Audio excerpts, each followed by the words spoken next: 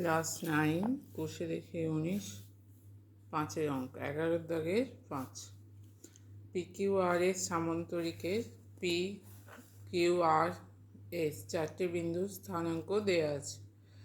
এই চারটে বিন্দু শীর্ষবিন্দু হলে x সমান এত, y সমান 4। এই চারটে মান x y এর চারটে মানের অপশান দেওয়া আছে, কোনটা হবে?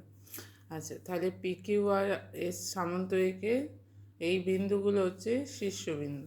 তাহলে প্রথমে আমরা ছবি আঁকবো PQRS সামান্তরিক।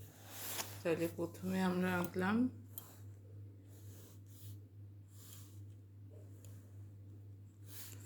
PQRS। P বিন্দুর স্থানাঙ্ক হচ্ছে P 1,2, Q 4,6, 1,2, Q হচ্ছে 4,6। আচ্ছা, আর হচ্ছে 5,7, S x, y, আর 5,7 S হচ্ছে x y।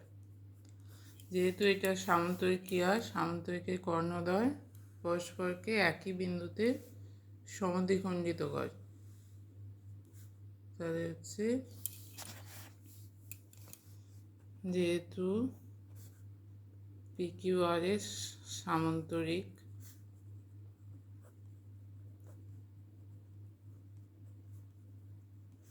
PQRS সামান্তরিক হলে কী হবে? PR এবং QS এরা হচ্ছে কর্ণ, এরা কর্ণ দুটি ডি বিন্দুতে একটি বিন্দুতে সমদ্বিখণ্ডিত করবে, ডি বিন্দুতে সমদ্বিখণ্ডিত করবে।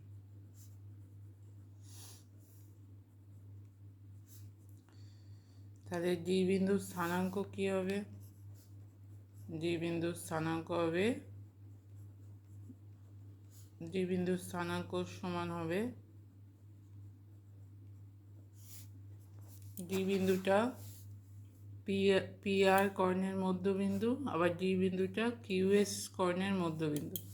তাহলে ডি বিন্দুর স্থানাঙ্ক হচ্ছে PR এর মধ্যবিন্দুর স্থানাঙ্ক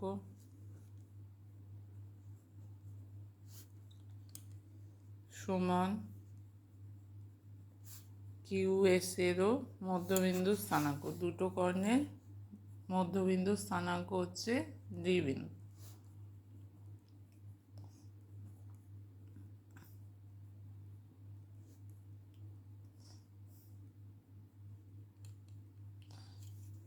PR এর মধ্যবিন্দুর স্থানাঙ্ক হচ্ছে 1 + 5/2, 2 + 7/2। তাহলে PR এর মধ্যবিন্দুর স্থানাঙ্ক 1 + 5/2, 2 + 7/2। QS এর মধ্যবিন্দুর স্থানাঙ্ক QS x + 4/2, y + 6/2।